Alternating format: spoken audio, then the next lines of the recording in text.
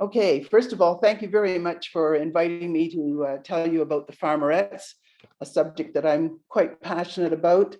And I'm so glad that June Hitchcock is available to be with us, although she can't hear us. She will be able to hear the recording afterwards. I'll read a bit of her story a little bit later in the presentation. So this is the cover of the book. And I'm going to explain during the presentation how I came up with the title of Onion Skins and Peach Fuzz. But I'd like to tell you a little bit about one of the ladies that is on the cover. Second from the left on the front cover, you see a young girl. Her name was Barbara Wilson. And her dad worked for the Department of Agriculture, and he suggested to her that for the summer she become a farmerette. She came from Simcoe, Ontario, and she took her dad's advice and went to camp.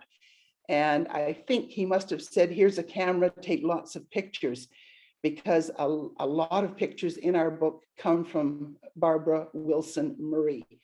She lives in Fort Frances. She's either 96 or 97 years old now.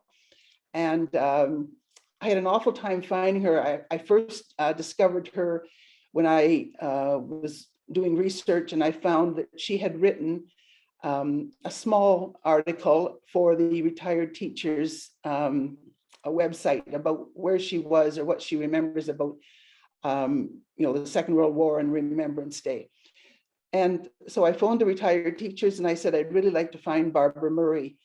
And they said, well, we can't give that out. That's private personal information.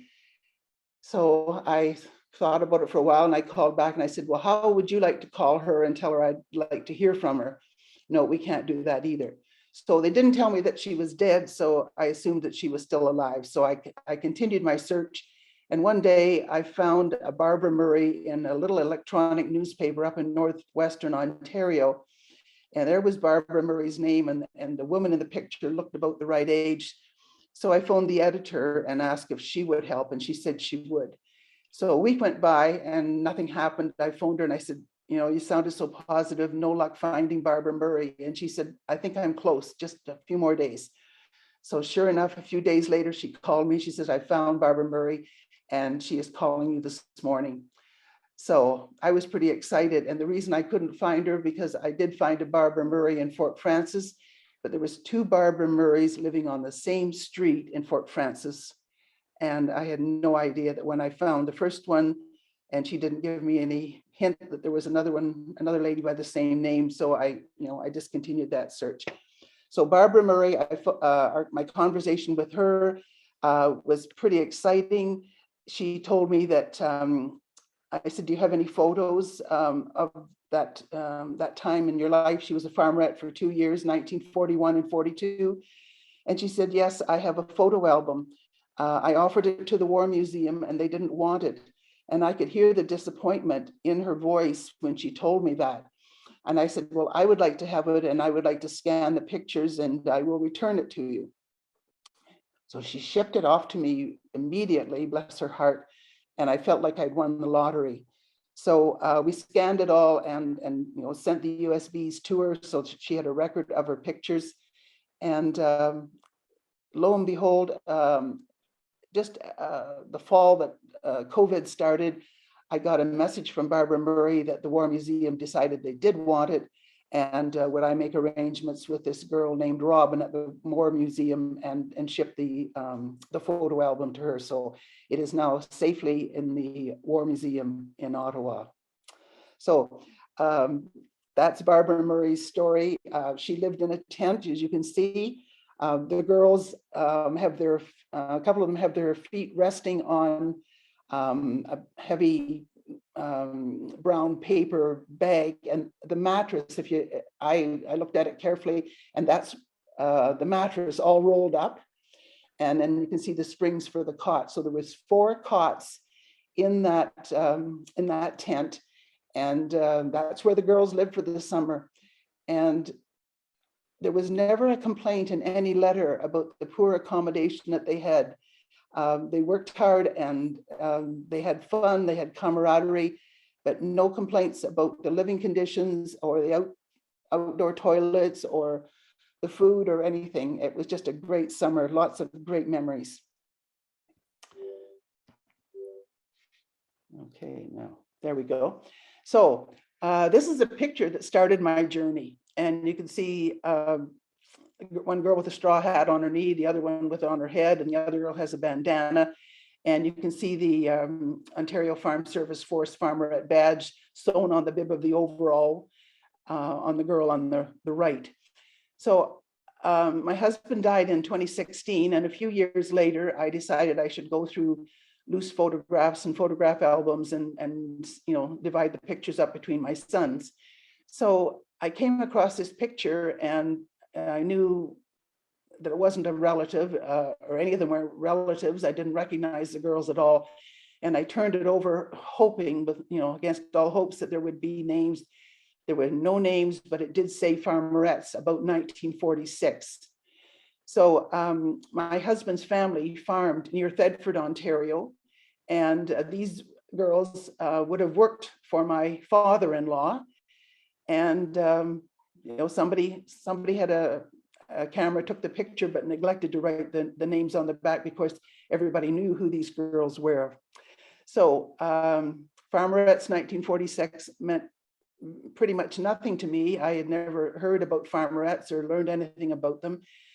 So I immediately thought, well, I should have asked my husband, but he was only 4 years old, you know, at that time. So he wouldn't have been able to help me with the names. So I decided to do research and started gathering information, searching all sorts of websites. And one day a girlfriend from Blythe, Ontario asked me what I was doing. I said, I'm doing research on Farmerettes. And she said, oh, would you like to speak to a real farmerette? And I said, I sure would. She said, well, my mother was a farmerette. She grew up in Toronto, and in 1946, she was a farmerette in the St. Catharines area. So I had another lead, and I went and interviewed her and discovered that the summer of 46, she wrote 17 letters home to her parents. And the parents had kept the letters and given them back to her. And at age 89, she still had those letters. She had carried them with her through all her moves. So I got to read the letters and find out what it was like to be a farmerette in 1946. So the opportunity came for the girls. The men left for military service. The farm labor was disappearing, and the farmers were getting very desperate to have people that were going to work on the farms do the planting and the hoeing and the harvesting. And the government stepped in and created the Ontario Farm Service Force. There was actually 7 brigades. There was a boys' brigade, about the same, you know, like 15 to military age. I've only met two men that were in the boys' brigade, and didn't get any souvenirs from them. But the one man from the boys' brigade did marry a farmerette who had been a farmerette at Cottam Camp. So these are the badges that the girls were given. And you can see that they did change over the war years. 1943, Food for Victory. 1943, there was a real push on. Britain said, you know, we need more food. And the government just said to the farmers, just, you know, harvest everything you can possibly harvest, can everything that can be canned. So these badges would have been sewn on the bib overalls that the girls were instructed to bring with them. And I don't know if you can see it, I hope you can. But here from an Eaton's catalog in that time period were the blue bib overalls that the girls could purchase, sewed their badge on the bib, and they could go off to the farmerette camp. And the price on the bib overalls, $1.98. So this was the uniform. You can see the color of the uniform, the beautiful blue, and that farmerette pin that was in the previous picture would have been pinned on that wedge cap. The picture in the middle, it looks like the farmerettes are actually looking at cell phones, which of course they aren't. But these girls were from the Kitchener area, And when the girls did have their uniforms on, they were allowed to ride free on public transportation. So if they hitchhiked to Toronto, for example, and wanted to get on a bus and go to a movie or whatever, transportation on city buses would have been free if they had their uniform on. The girl on the right with the bandana tightly around her hair and her bib overalls, you can see the badge, you can see the rubber boots. That was the working clothes. And on the right of my screen, you'll see a sweatshirt that one of the girls sent me a picture of her in that time period. So they were given a big list of what they were to bring to camp. The type of work was described: wearing apparel. This is the list of what was suggested that you bring to camp. 4 work shirts, 2 with long sleeves, 2 pair of standard blue overalls with bibs, 4 colored handkerchiefs, 3 sets of underwear. Brassieres, warm, long underwear is necessary for camping before June. 4 pair of work socks, 1 pair of heavy low-heeled shoes, 1 sun hat, 1 bandana, 1 pair of rubbers, 1 warm sweater or windbreaker, work gloves, house coat, bathrobe, and the list went on and on and on. And of course, if you had to have all these things, plus your bedding, a laundry bag, a flashlight, a lunch box, a thermos bottle, toilet and laundry soap, sewing kit, drinking cup, toothbrush, etc. All this had to fit in a suitcase and go under your bed. There in the tents, there was no place to be hanging up your Sunday dress. They were encouraged to bring something for Sunday so that they could go to church. They would hitchhike to church quite often. So, okay. So here on the left, we have Inga Cumberland and her best friend. And Inga had come from Austria before the war, immigrated with her parents. And when the war came on, she, well, as soon as the war started in Europe, she and her parents were required to report regularly to the police and check on them because they had come from Austria. That didn't deter her at all. She decided that she and her girlfriend would join and become farmerettes. And Inga is the representative of the farmerettes at the Juno Beach Museum in Great Women of World War II. She represents the farmerettes. So in the middle, you'll see Barbara Wilson. She brought 2 girlfriends home for the weekend. They would have hitchhiked from St. Catharines to Simcoe. And you can see the patriotic flags hanging at the front door. So showing off their uniforms. At the time, there was lots of advertisements in newspapers asking for everybody and anybody that could give any time at all. If we can't fight, we can't fight if we don't eat, and we won't eat if you don't help Ontario farmers this summer. So you can see there's the farmerettes, there's the farm commandos, the farm cadets. Anybody from like age 12 to 85 is what the advertisement said. If you could help evenings, your summer holidays, if you were a teacher, if you could give 2 months of work, you were encouraged to do so. So as the years went by, the ads continued, 1,300 young women required, 16 years of age, and listing all the things that needed to be done: harvesting asparagus and strawberries and peaches, plums, grapes, weeding, hoeing, spraying, anything that needed to be done around the farm. The girls did pitch in and they did lend a hand. So here we have 16 farmerettes from the Delta Collegiate in Hamilton, and there was 4 farmerettes from the Milton High School. So anytime there would be a large contingent of girls signing up to become farmerettes, of course, it made the news and encouraged other young ladies to sign up. There was 2 what I would call hooks. calling it Farmerette Camp. Most girls would never have a hope of going to camp. And the other was if you worked, if you had good marks and you worked the 13 weeks that were required, your transportation home was paid and you were excused from writing your exams.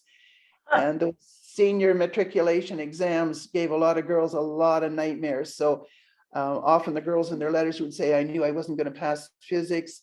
It was my best chance to graduate. So there they are, all spiffed up in their nice shoes and skirts and suits, and ready to head to Farmerette Camp. So here we have some girls. They often like to pose on the steps. Often their accommodation was on the upper floor of buildings, which must have been mighty warm in the summertime. This is not the Fedford Camp. This is at Fenwick.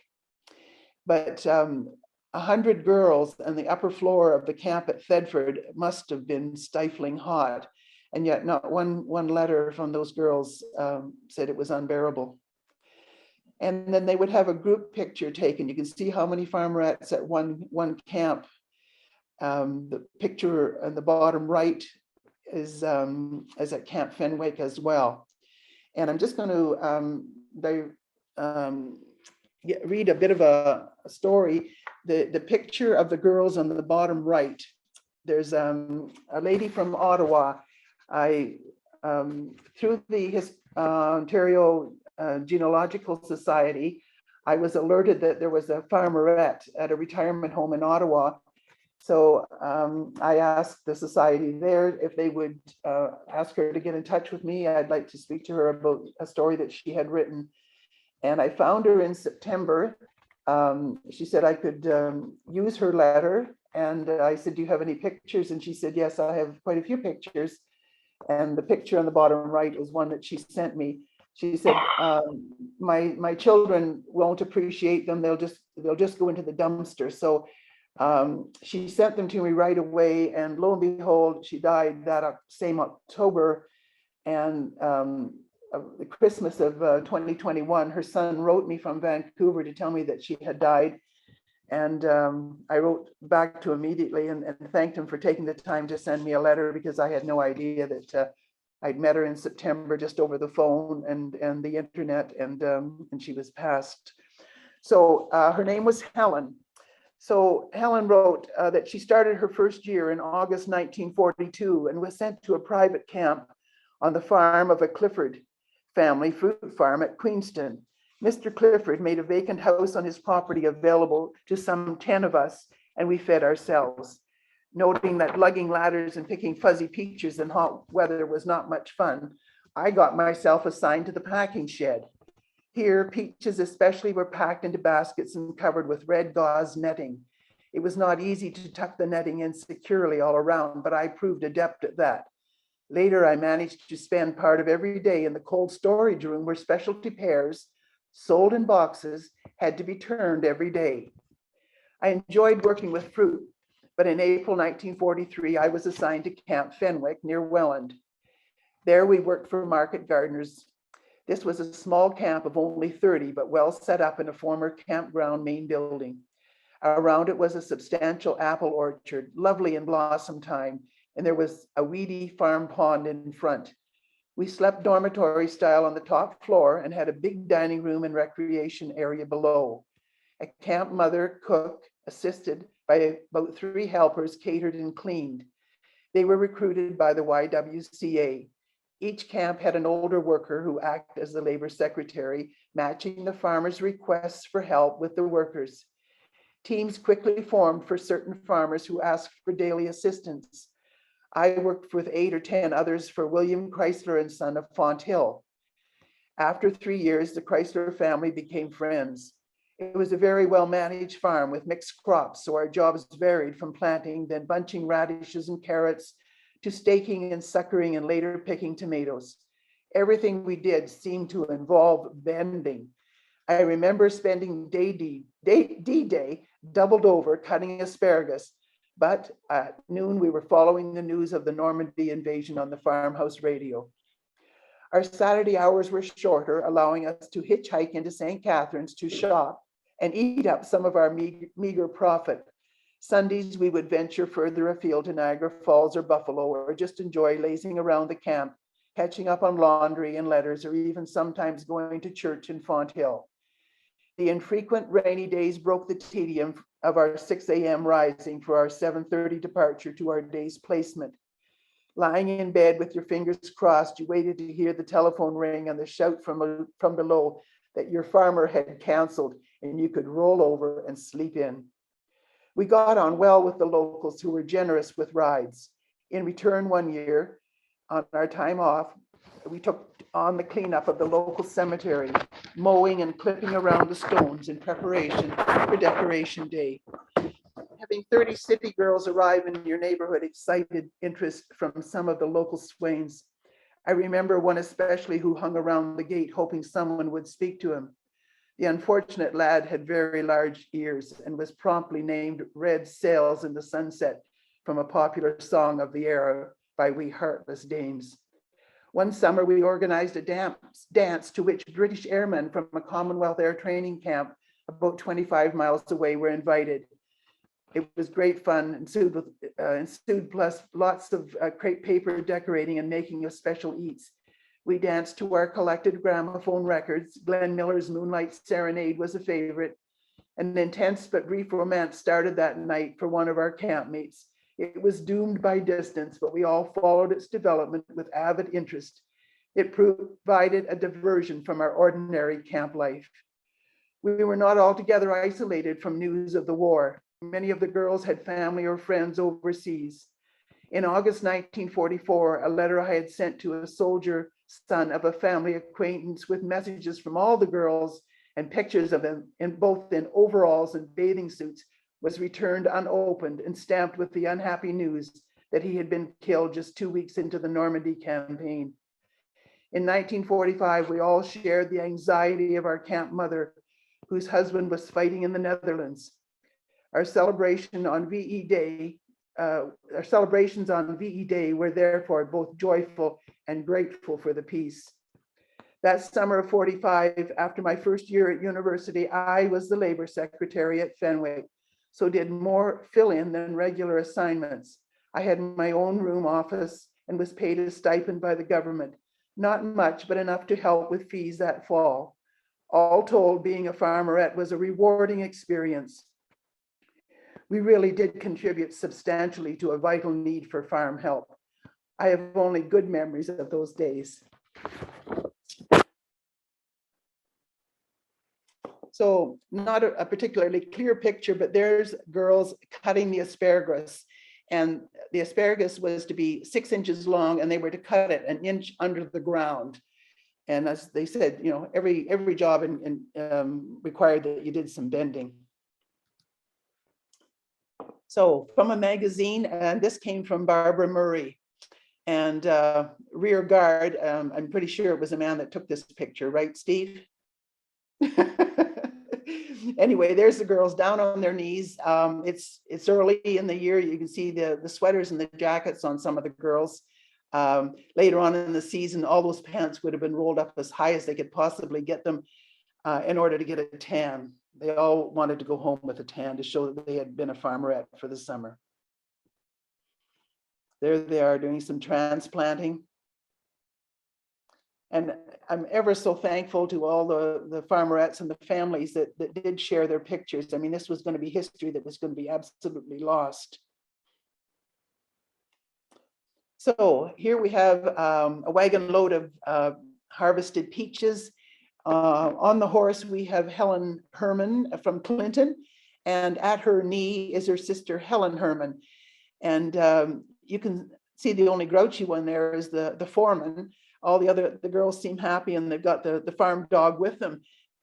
Helen, you can see some straps, and that was the harness that buckled at the front, and that's how they hung the baskets so that both hands would be free to pick. The basket would be clipped in that harness. And I think there'll be another picture later on to show you that. But they were encouraged to wear bandanas so their hair did not get caught in the branches of the fruit trees. Phyllis just died a year ago. I was able to have some good visits with her, and her sister supplied the little farmerette pin that I showed you earlier with the cornucopia or the horn of plenty on it. So there's the Fedford Camp, camp number 6. I haven't come across any other camps that actually had a number, but this one did. You see the girls standing in the window upstairs, and the farm truck the girls would have ridden to and from the fields in that truck. A bicycle there. Some girls were able, they lived close enough that they could bring their bicycle with them. But mostly if they wanted to go somewhere, it was a matter of hitchhiking. So the top right-hand picture is kind of a poor picture as well, but an important one. It shows you the tables and the benches where the girls ate their meals. They paid $4.50 a week for room and board.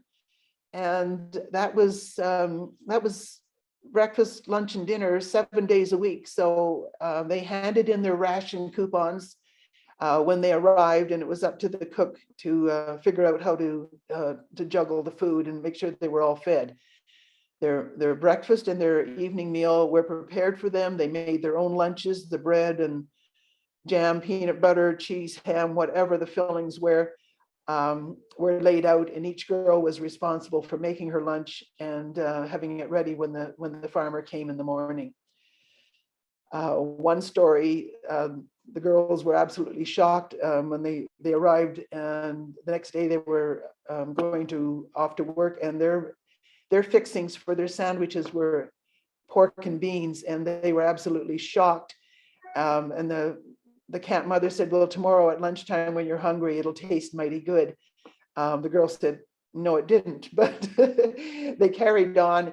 And after moaning and groaning after their first day, the farmer let them quit at 3 rather than 5, gave them a ride home and gave them a lecture.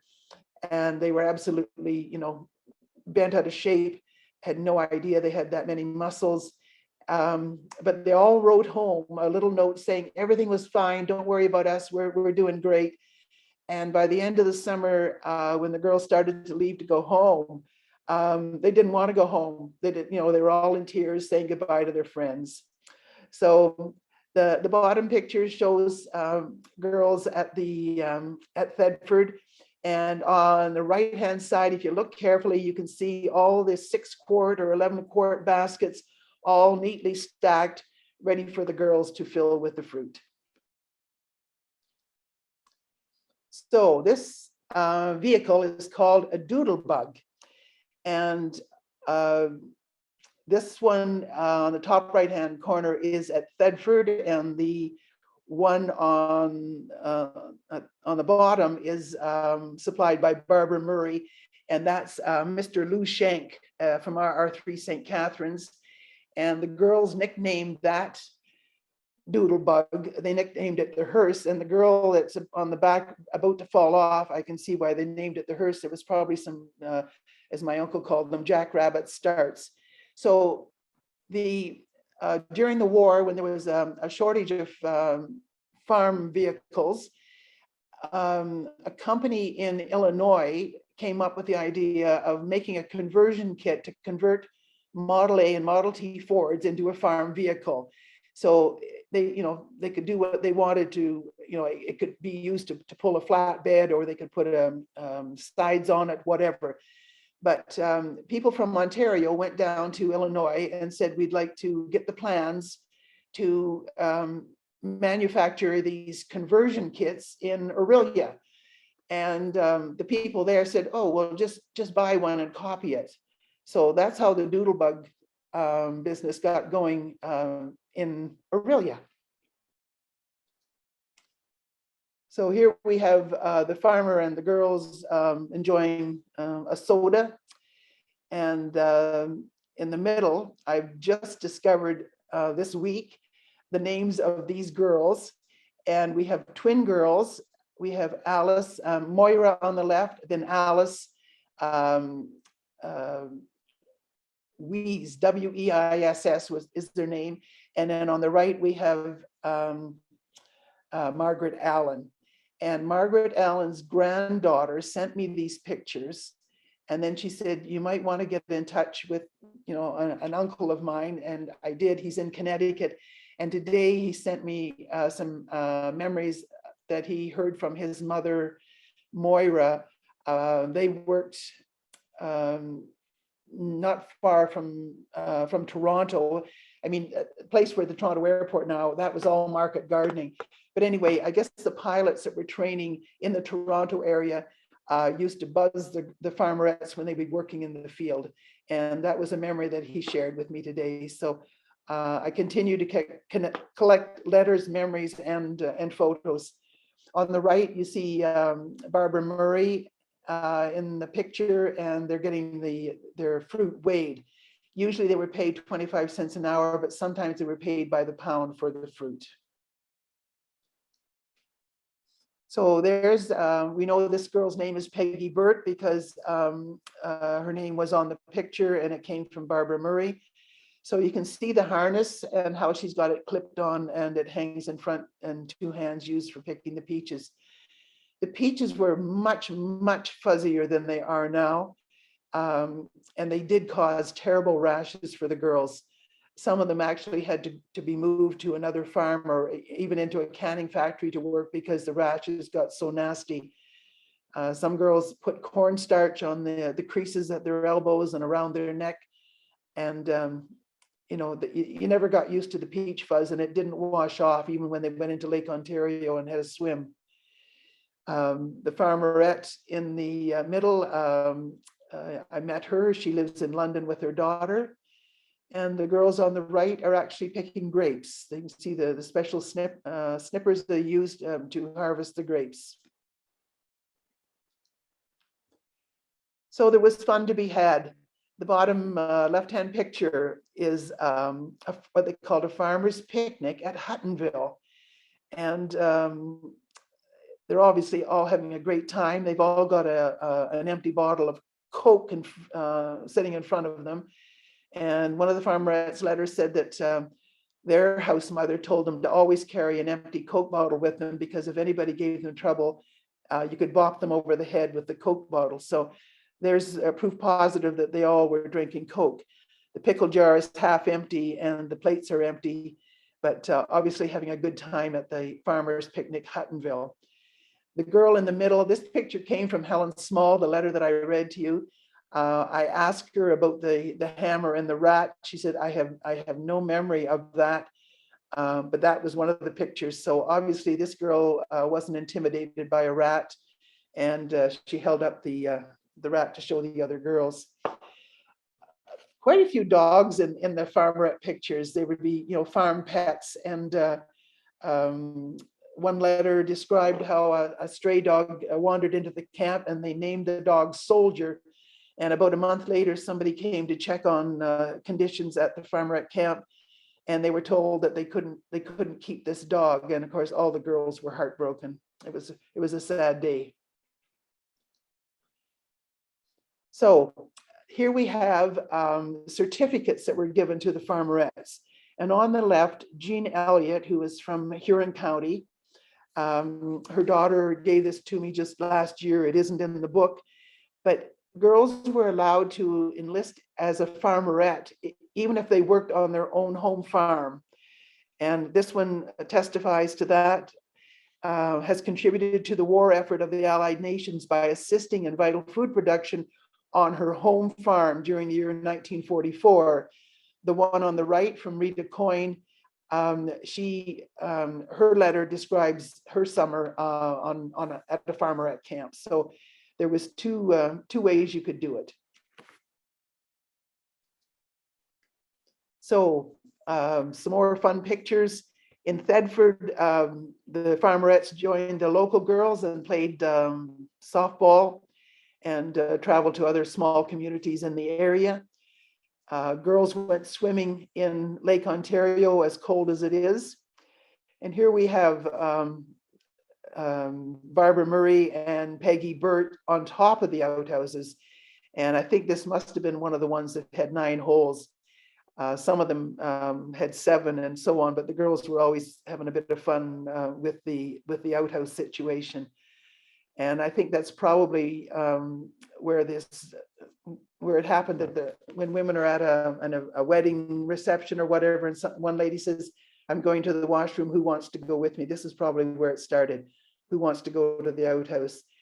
One girl wrote in her letter that they had 4 outhouses, and they were given names of fancy hotels. So you said you were going to the Park Plaza, or you were going to the Royal York. You never said you were going to the John. So 1941, this picture was taken. You can see the equipment building the Rainbow Bridge, and Barbara Murray took this picture. It actually opened, I think it was November the 1st, 1941. So a picture of it under construction. And there again on the bottom, we have a dog learning how to ride a tricycle. So always fun if there was a pet farm dog. So the girls and the farmers obviously got along well, or they wanted their pictures taken with the local farmers to show their family when they got home. If the farmer had enough gas, he would load everybody into the back of the truck and take them down to Ipperwash Beach on Lake Huron. This picture is taken of the Carruthers family and their farmerettes, and they could wash the grime of the day off in the lake. I'm sure it didn't work out for all girls to become a farmerette. Lots were homesick. The camaraderie helped them get over that. Some girls that couldn't handle the work at one place were moved to another camp to see if it, better, another job, that they could do and keep up. So they didn't want to be sent home. They didn't want the embarrassment of being sent home. So they obeyed the curfews, and they worked hard. And if you were sent home, you had to pay your own way home as well. So it was embarrassment, plus it cost you money. The top left-hand picture shows the camp staff. So the cleaning, the brooms and the buckets. Obviously, the girls respected and loved the cleaning staff as well. The ones in the middle having their lunch break. And the top right is kind of an interesting picture. The lady below reading the Farmerette book, her name is Edna Hawkins. And she read in the magazine Our Canada that I was doing an article about the Farmerettes. She contacted me and said I was a farmerette. And I said, okay, it's you've got a week to get me your story and still be in the book. And she managed to do it. She said, I don't have any pictures, but when she got the book, she found her picture, and she's the girl in the top right-hand corner. And it wasn't long after that she had a heart attack, and then ended up, in a hospital bed and dying.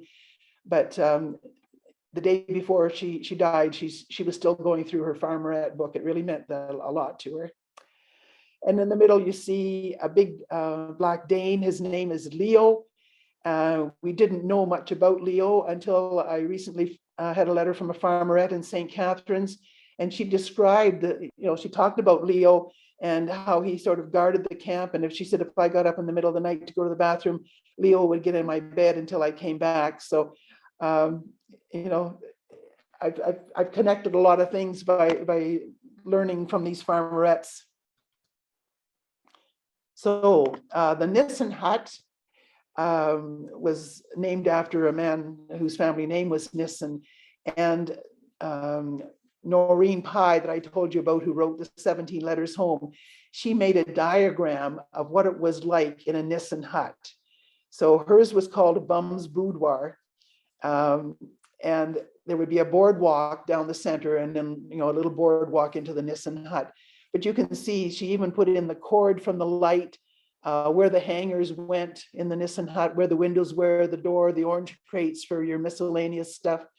She just called it orange crates for stuff. So it was kind of fun. The girls in the middle bottom right with their tent, a group of friends, wanting to remember their summer. top right-hand corner, you can see 7 horseshoes on the building. And that camp, they called the building 7 Up. And Jean Brett from St. Catharines, she sent this picture and she was able to name the kitchen staff. So we put the names with it. So Government Farm Service Force, St. Catharines on the sign. Unfortunately, we don't know the names of any of these couples, but it was taken at the Fedford Camp. It says the old mill, that's a grist mill converted to the camp for the girls. The girls did their laundry. You can see them hanging it out. It was something to be remembered, obviously, with the socks and the underwear on the line. And I think they've got gym uniforms on because that's what they look like to me. I could be wrong. And I've got about 3 or 4 pictures of girls after they've been in the shower and they've got the towels wrapped around them. Decided this is a photo op. Somebody take the picture. So they had a lot of fun, a lot of giggles.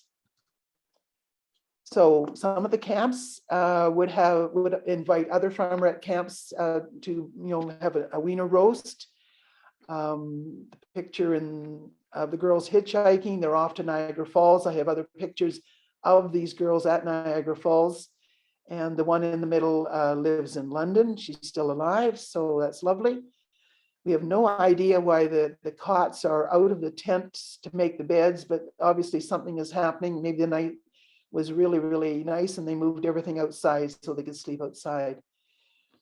The girls on the wagon, you can see the saddle shoes of the day, and these girls are obviously not going to work. They're all spiffed up, so maybe they're off to a camp outing at another camp. The girls in the bottom were all swimming in the lake, and a man showed up with a camera. They all scrambled out. He told them not to worry. He was a photographer, but if they all sat down and looked at him, he'd take a nice picture and share it with them. So it's much better quality picture than a lot of the pictures I have. And Catherine Horn, who is in the picture, she lives in St. Catharines, and she lives very, very close to where she was a farmerette. So these girls, this picture was taken in 1945. Obviously, a posed picture. It's probably getting to the end of August, and the girls are going to be having to say goodbye and head home. And there's some more girls. One girl's got a little box of berries with her, but straw hats and bandanas, a few of them, lots of bib overalls. So these pictures, I included just tractor ones. The one in the middle, Joan Toby, is alive and about 91 years old. She lives up in the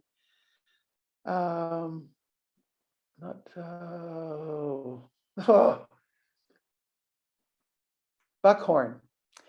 But she and her girlfriend came from Aurora to the Fedford Camp, and a friend saw the oil painting in an art gallery in Buckhorn and sent me a picture. She said, are you interested in this? And I was. So I phoned the art gallery, found out who the artist was, found out it was Joan Toby, and found her. And I called her and I said, you must be interested in farmerettes. She said, well, I was a farmerette. And I said, oh, where? And she said, Fedford in 1946. And I said, oh, who did you work for? And she says, oh, I can't think right off the bat. But I said, well, the book has been published, but if you send me a digital image of your painting, I will make a bookmark to put in all the books that I sell. So that's what she did. She said, I changed my hair a little bit. She said, I didn't want people to know that I had painted myself. But these girls worked an extra 2 weeks after the camp closed and stayed with my husband's uncle and aunt and their daughter. And I had asked their daughter, what do you remember about the farmerettes? And she said, well, not much, but there was 2 girls that stayed after the camp closed, and they shared my bedroom with me for 2 weeks. And I discovered that these were the two girls that had lived with my husband's cousin. And they stayed because they didn't have to start school until the middle of September. They both went to art school for 3 years in Toronto. And Joan at 91 is still painting and displaying and selling her oil paintings. So it was obviously a good career for her. So the fender on that tractor on the bottom looks in pretty rough shape, doesn't it? This picture of the bunk beds, this was taken at a school that was converted into a summer camp for the Farmerettes at Waterford. And there was 30 girls at this camp. And I know that because a lady in England got in touch with me. She was typing up her mother's diary, and her mother had come as a war evacuee from a private school with 45 girls and 2 teachers. And she'd come to Branscombe Hall, to a private school in Toronto.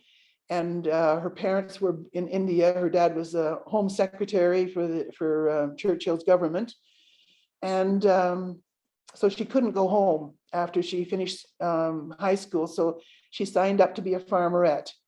And in her diary, she talks about how many girls were in the Waterford camp. And after that summer, she still couldn't go home. So she went and stayed with relatives in Western Canada. And finally, the next year, she got passage on a boat out of New York and went to India to connect with her parents. She'd been a lot of years not seeing her parents, and she didn't know, if her brother was alive or not, but he had been killed 2 weeks into the war in Singapore. So you can see that the YWCA sign was posted with the Farm Service Force Camp sign, and 2 girls arriving with their bedrolls and their suitcases. So there they are, roll up those pant legs, get a tan. Gwen Phillips, who's from Brantford, shown in the picture with the harvesting the onions, and the girls in the bottom are also working in an onion field. If you worked for my in-laws, you either came home from work smelling like onions or peppermint. They distilled peppermint and sold the peppermint oil to Wrigley's in Toronto.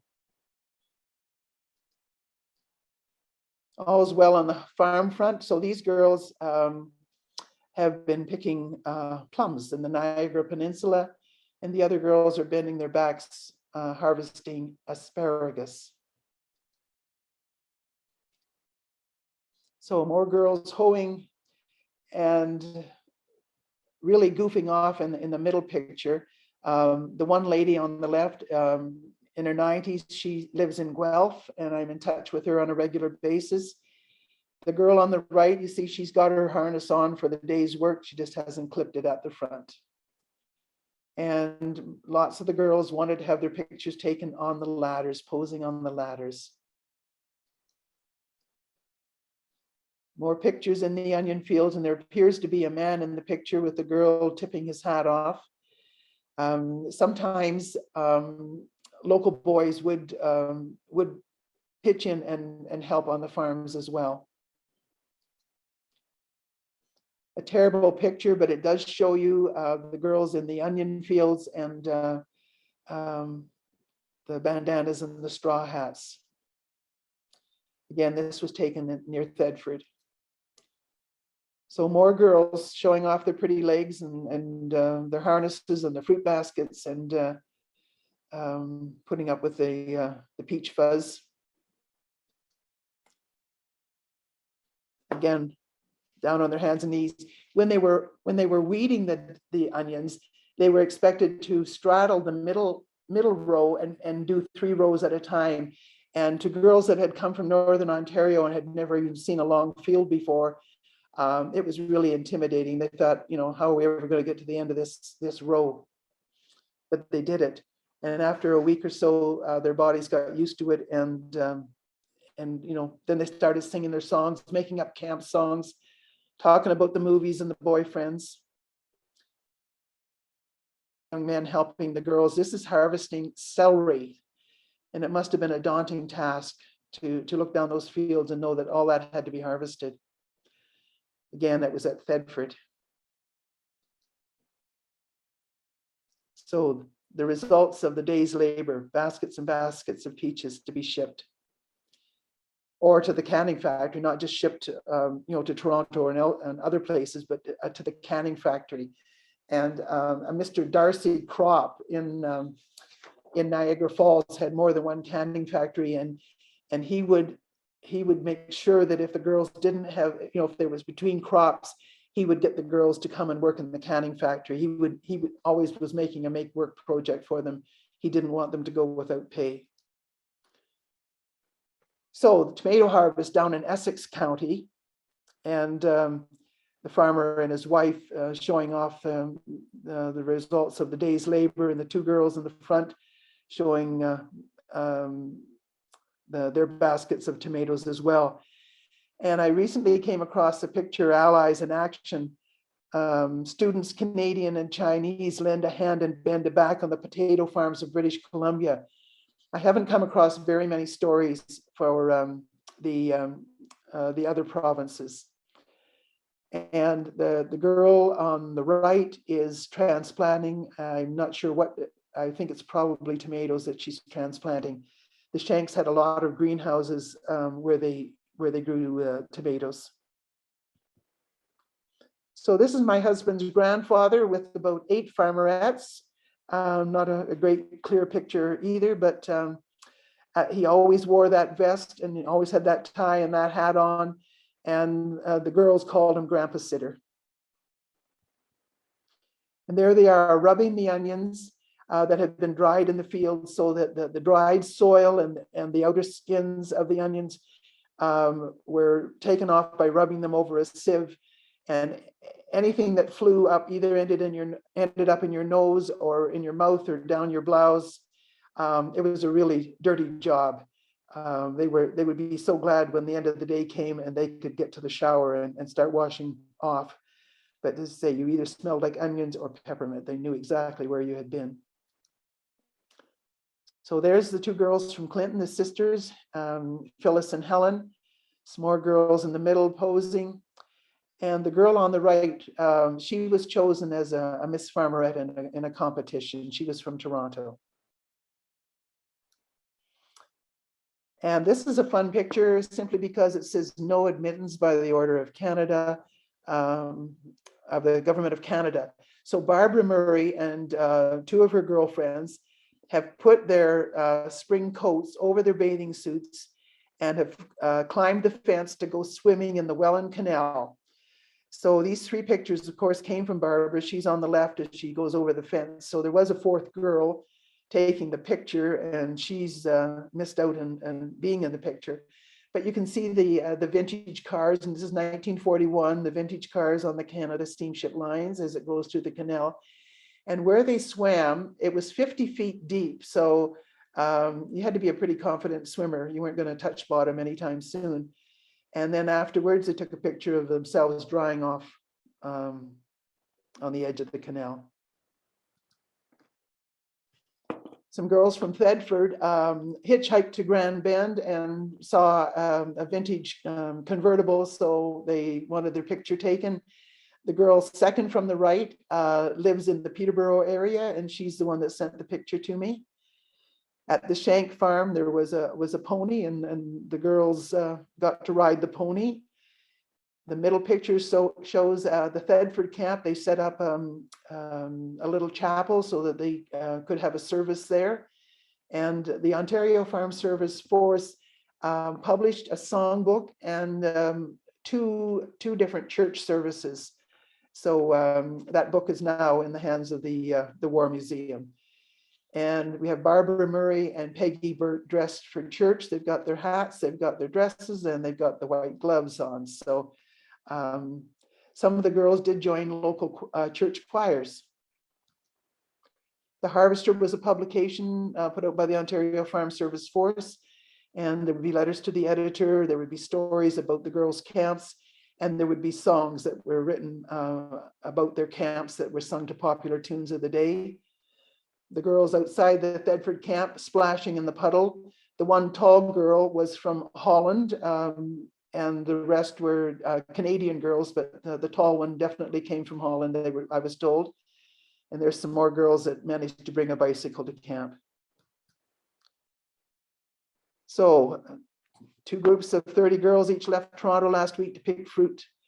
They opened the Grimsby Camp. So at one time, there was nearly 50 camps operating in Ontario. The Cotton Camp down in Essex County, you can see where Betty saved her luggage tag with a Farm Service Force stamp on it. And Barbara Murray saved this advertising from Shank's Farm, and she got her friends, including Mr. Shank, to autograph it. That was her autograph book. More girls dressed to go out for the evening. They would hitchhike to a place that would have a movie theater, a little bit of fun. More girls hitchhiking. Oh, I did manage to get the picture in about the bib overalls. And Phyllis, the girl that was on the horse in the picture with the load of peaches, showed me her autograph book one day, and the very last page was signed by a girl named Bernice Garrett. They called her Benny. And I said, oh my goodness, I have Bernice Garrett's story in the book. I was absolutely thrilled that I had come across something that she had written. So these girls were at St. David's Camp, and so that was fun. And bottom right, we have time to do your laundry. So the laundry tubs were used for a bath as well. You had to be pretty slim to get yourself into that little bit of water. Helen Herman, the girl in the back with the glasses, this photo was in her photo album. Such a fun. They had an overhang over the barn that was converted to their home, and that's where they took their baths. So the picture on the left is at the Fedford Camp in that wooden mill fixture from the mill. The girl in the top right, we discovered after the book was published, she lives in Toronto, and lives in London. And when she got the book, she said, well, I made it into the book 3 times, and she had no idea that she was in the book. And we don't know the story behind the handsome young man that's smiling or grinning with all those girls around him. But I think maybe the one with the clipboard is probably the labor secretary. And the girls all dressed identical. In this one, the girls often put on skits and musicals and entertainment, and charged a fee to the locals to come in, and they raised funds for patriotic causes. So there's Darcy Crop. Did you ever see a bunch of grapes that large? Amazing. So he was really well respected. All the girls that wrote about Darcy Crop had nothing but praise for him. And so this was a label that Helen Herman saved from her summer at St. David's Camp. That's how I come to have that. There's a street in Niagara named after him. And one girl that had been a farmerette on his farm met him on the street after she married and lived in Niagara Falls. And he said, oh, what's your address? And he said, I'm going to bring you a basket of peaches. And he did. So it was a fun letter from her to learn about that. Okay, there we go. So off to work or off to entertainment. On the right side, you see Darcy, and you see the girl with her lunch bag hanging on to the wooden slats.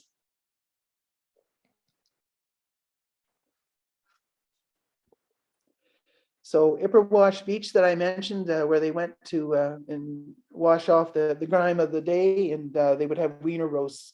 It's a lovely beach.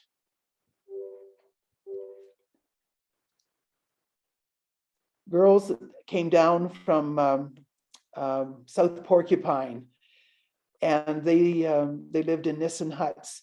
and the father, Italian father, didn't want them to let his daughter go. And finally she begged, and the other girls were going, so they let her go. But then phoned relatives in the Hamilton area and said, would you go to Camp Winona and check on Alvesia, see if she's okay? And they said, yeah, we'll find a car. So the son found a boyfriend whose dad had a car, and they went to Winona and asked for her. She came out to meet them and asked them what on earth they were doing. They said, well, your dad's worried about you. And she said, well, I'm fine, everything's good. But the boy that drove the car became her boyfriend, and they did marry, and they were married for 62 years. So there was some romance along the way. So there's the girls that worked for the YWCA at one of the camps. They were usually girls that had done at least 1 year of university that were given that job. They were responsible for keeping track of the hours for the girls and making out the pay packets, having the money ready on Friday. When you got your pay pack, you immediately paid your $4.50 for your room and board. Some girls posing on the truck. One girl said the best place to ride to and from work was on the fender with your legs wrapped around the headlight. And at the bottom, you have the man, Eric Coltis, who owned the building that was rented for the Farmerette camp at Fedford, and the kitchen staff with him. So as I said, there was romance. The boys came calling. That's at St. David's. And the other picture is at Waterford, where all these girls were packed into the car. You can see the young man at the wheel. They had a lot of fun. The hard work of the day was forgotten, and there was fun at night.